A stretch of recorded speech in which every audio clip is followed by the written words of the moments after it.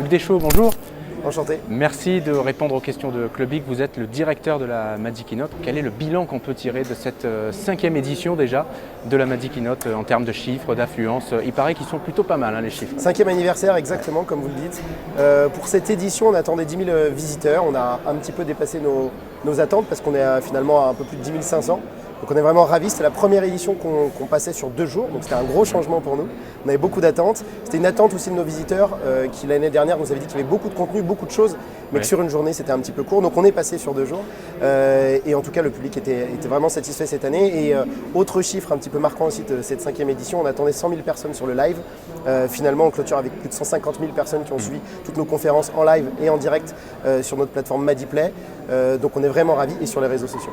Au niveau des intervenants, il y a eu du beau monde. On peut notamment citer David Carroll, le lanceur d'alerte dans l'affaire Cambridge Analytica. Tout à fait. Luc Julia, bien sûr, qui est le co-créateur de Siri et qui travaille depuis de nombreuses années chez Samsung. Quels sont les noms qui vous ont marqué? Je sais que la question n'est pas facile parce qu'ils sont tous marquants en soi, mais quels sont ceux qui ressortent vraiment? Quels sont ceux pour lesquels on vous a par exemple arrêté ici dans les allées de la Magic Keynote? Ceux que vous avez cités, David Carroll, c'est vrai qu'il a un parcours assez incroyable.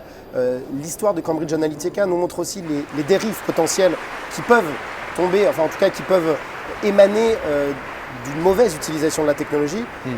Donc c'est vrai que la question est compliquée parce que tous nos intervenants, on essaye de faire en sorte que tous nos intervenants, et c'est en tout cas ce qu'on espère, on y arrive, ont quelque chose à défendre et un point de vue différenciant. Mais c'est vrai que dans le cas de David Carroll, c'est un très bon exemple en fait de ce que ne doit pas devenir la technologie.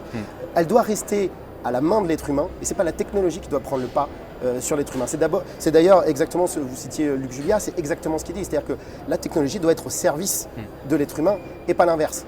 Et effectivement, si on ne fait pas attention, on parle souvent d'intelligence artificielle, de big data, de hacking, on a beaucoup parlé de hacking aussi et de protection des données sur l'événement. C'est sûr que si on ne fait pas attention, il va y avoir des dérives et elles pourraient être irréversibles. Donc il ne tient qu'à nous de faire en sorte d'avoir une technologie vertueuse et qui est profitable au plus grand nombre et pas l'inverse. D'ailleurs, vous parlez du hacking, je rebondis dessus, il y avait bien sûr un hackathon durant ces 2 jours. Il y avait une hacking room, oui, tout à fait, qu'on a fait avec pas mal d'étudiants, notamment de plusieurs écoles en tout cas, qui nous ont accompagnés, qui montraient justement, qui faisaient des démos sur ce que pourrait, en tout cas, pas ce qui se passe lorsque des personnes vous voler vos données. Et le grand public n'est pas forcément tout le temps conscient qu'en fait c'est très très simple. En tout cas, on peut très vite se faire voler ses données si on n'est pas un tout petit peu vigilant. Alors, il ne faut pas tomber dans la psychose non plus. En tout cas, si on n'est pas un petit peu vigilant, on peut vite tomber là-dedans. Il y a une prise de conscience des enjeux, alors notamment des mutations des territoires, c'était le sujet majeur. D'ailleurs, est-ce que c'est un sujet qui a bien été perçu? Alors, comment étaient les différents auditoires face aux intervenants? La typicité, on va dire, de la Magic Keynote, c'est de rassembler beaucoup de typologies de profils différents, des entrepreneurs, des décideurs, des politiques, des artistes, des sociologues, etc. Donc chacun y trouve un petit peu son compte. Ce qui est sûr, c'est que dans les thématiques de cette année, qui étaient les mutations du vivant et des territoires, c'est des thématiques qu'on retrouve intrinsèquement liées à n'importe quelle strate aujourd'hui de notre société, que ce soit la société civile, que ce soit dans le monde économique, cette mutation elle est partout.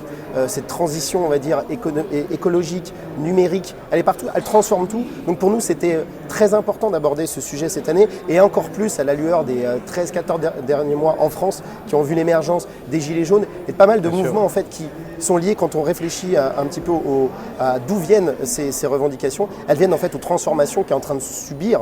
Parce que là, on peut vraiment parler de subir cette transformation, en tout cas pour une partie de la population qui le voit comme telle.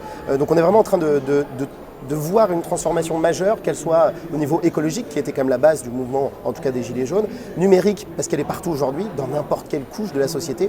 Donc voilà, cette mutation, elle est partout, et on trouvait ça intéressant pour la première fois de parler de ce sujet, parce que chaque année, la Magic Keynote change ses sujets, c'est un petit peu le principe de l'événement. Un mot sur le lieu, sur le 104 Paris. C'est la 3e édition. Ouais, c'est un lieu assez exceptionnel qui nous accueille depuis 3 ans maintenant.